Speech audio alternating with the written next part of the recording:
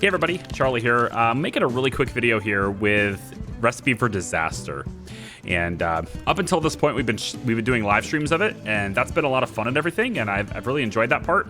I've been trying to let the game play on for a little bit, just so I can get out of debt and maybe just sort of try to work towards maybe getting this 5-star rating and getting sort of the tier 5 and all that stuff. And well, a couple of things have happened, and ultimately, this video that I'm recording right here is going to serve as the let's go with finale, I suppose. We're going to end it with this video instead of a live stream, and I'll share with you why in a second here. So whenever these guys level up, they get to pick a bonus trait, and these are randomly selected. It has almost nothing to do with the job that they have, and everything to do just random, basically. And a lot of times they'll get perks that they already have, like, yeah. And now this one, maybe that stacks, but like things like Michelin Chef doesn't stack, and they'll get that all the time. And in any case, you might notice, if you've been paying attention to the live streams and stuff, you might notice that Jalen is not here. I had to fire her. I had to let go of her. Every single day, and I made her the primary on cleaning every single zone, and gave her primary status, like level 1 slot, like 1 slot here first. I gave her that on everything that she loved as well, and there was still no way to stop her from serving. She was going to do it every single time, and every time she started that process, she had to completely finish it before she would take a break or go home or anything I told her to do. And all it takes is serving one time for her to flip out and burn the place down. So there was a fire every single day, and I couldn't take it anymore. I had to let go of her. It just wasn't gonna work out. So Jalen is gone. You know, for the most part, there's like no consequence for that.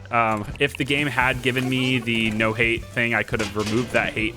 The stat that she hated, serving, I could have removed that, and then everything would have been fine. But you know, everything is just kind of randomly here. So in any case, that's happened. And I've been trying to figure out how to get the seated tables thing to go like to level 4, because I've got the profits done, and I can easily get the 5-star reviews done too. Those are coming in pretty fast. So, like, I think 5-star review is totally possible to do. But no matter how many times I give someone popular kid, no matter how many times I do that, the average customers per hour never goes up. It's always 10. So popular kid is not actually having an effect on the game anymore. And this is causing me to, like, try to figure out, like, I'm trying to wonder, how do people actually get to the point where they can have 40 people in their restaurant at once? Because that many people just simply do not come. And I'm starting to think that you do that by actually slowing down the kitchen.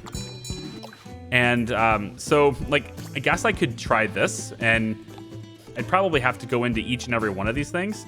But if we went into this, then all the tasks will take longer, and that will cause the seats to fill up. And I could totally do that, but I don't like that. And I don't really like the idea of saying I need to slow down my kitchen just to satisfy these requirements. That's very metagamey. I don't care for that stuff like that. So, and if that's the way I have to do it, then, you know, so be it. I guess that's fine. But the point of it is, and that's why this video is going to be pretty short, is that the game at this point is kind of a sit and wait sort of game. It just simply does not take any input from me at all to accomplish the objectives. Nobody will flip out and get super stressed.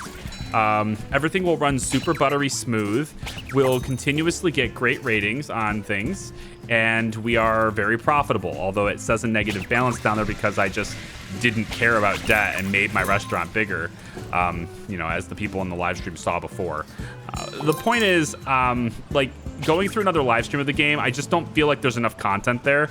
I don't feel like there's a reason to do it. And ultimately, I'm not having any fun with a game that takes no input from me whatsoever. You know, recipes don't matter, and I'm limited on how much staff I can have right now anyway. And I'm pretty sure, like, you know, everybody's sort of making the wage that the game arbitrarily tells me that they're supposed to be making, which is weird. There's also no incentive as a sort of a tip for you if you want to make more money. I didn't know this going in. There's no incentive to give people multiple jobs. to level up multiple skills. Have somebody be like, you are on the grill. They do not take the fryer, the oven, whatever. You will have one task and that is it. And structure your kitchen to be that. This will give people adequate idle time, which in Jalen's case was a bad thing, but this will give people adequate idle time so they won't get stressed out. But the other thing it will do is it will make them very good at the task they are doing and not great at anything else, and thus their salary expectations will be lower because they have lower overall skills. There is no reason to have Edward, for example, have really high skills in all of this. There's just no reason to do that.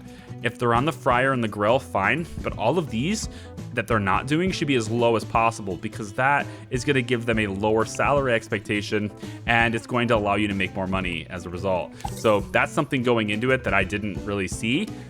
So that's what I would do as well.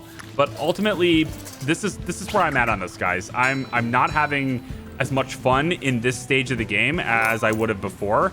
I'm starting to understand why the game had sort of like these closed scenarios before, and like they just now introduced the custom game, the sandbox game. I'm starting to see that that's definitely evident, right? Their attention as developers was on the scenarios. It was not on the sandbox game, because the sandbox game has almost no value past early game. And I have no idea how to get over 24 people in this restaurant. I've gone through a school bus. I've gone through rush hour. Rush hour gave me 24 people. That's the only reason I have 24. So I don't know what to do about it. But I guess what I'm going to say is, thank you so much for watching. I do appreciate it. I'm not going to drag this video on anymore just to make it longer for the sake of watch time or anything. But I would say that I got a poll in the description. It's a new feature, if you will, or I'm testing on another feature. I've got a poll in the description, and it's going to update in real time. All you need to do is just react to that, and that kind of gives me an idea of maybe what you might want to see next. And I'm going to combine those results with other things around there too, but I'm just throwing out a question as to what you might want to see in the future, what you might want to see next. So give me your feedback on that. The results in the description dynamically update in real time, so you'll be able to see the results and stuff if you want to as well. Okay, that's it. Thank you guys. Appreciate it. We'll see ya. Bye-bye.